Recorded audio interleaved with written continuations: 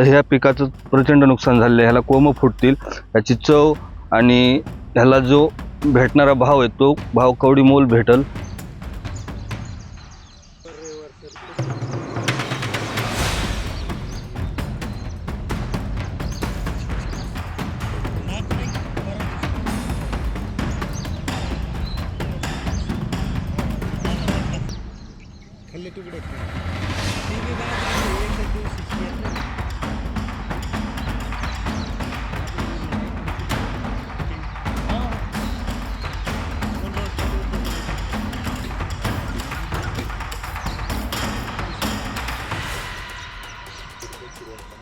च्या पावसानं बाजरी, गहू, ज्वारी, आंब्याच्या झाडांचे प्रचंड नुकसान झालेलं आहे। ही 1.5 एकर बाजरी पेरलेली आहे।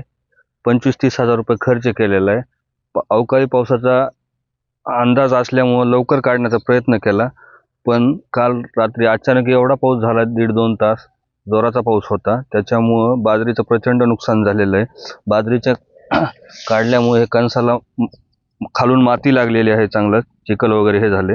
जर आज 2 दिवसात हे पाऊस जर जास्त हे झाला निघाला तर ह्याचं व्यवस्थित उत्पन्न भेटल। नाही पाऊस जर उघडला तर ह्या पिकाचं प्रचंड नुकसान झालेलं आहे। ह्याला कोंब फुटतील, ह्याची चव आणि ह्याला जो भेटणारा भाव आहे तो भाव कवडी मोल भेटल। ह्याचं प्रचंड नुकसान झालेलं आहे। शासनाने ह्याचा पंचनामे करून व्यवस्थित भाव नुकसान भरपाई देण्याचा प्रयत्न करावा आणि इथून पुढे जे उन्हाळी बाजरीसाठी विमा संरक्षण लागू करावे, हे पण शासनाला माझ्यातर्फे विनंती आहे, किंवा शेतकऱ्याचा विचार करून त्याचा भरपूर प्रमाणात मोबदला देण्याचा प्रयत्न करावा।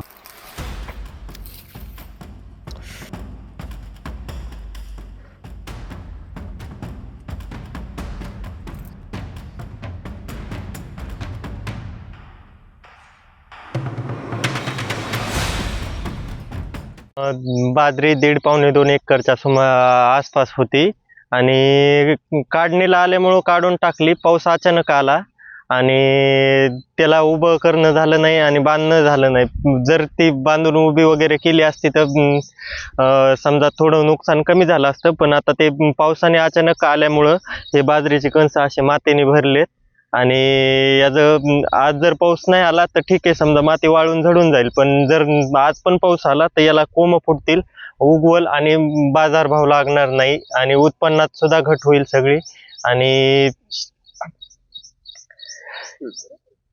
नुकसान भरपूर होईल। ह्याचं काय मागणी तुमची?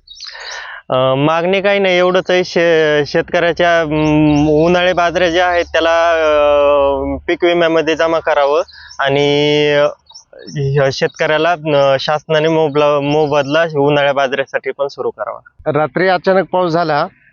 आता या गावातील बऱ्याच म्हणजे बऱ्याच पिकाची काढणी झालेली होती।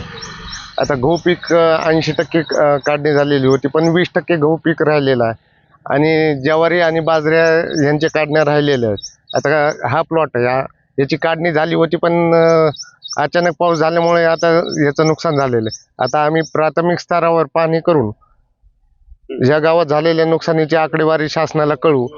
जसं शासन आम्हाला आदेशित करण, मग त्याप्रमाणे पुढे हे करू, कारवाई करू।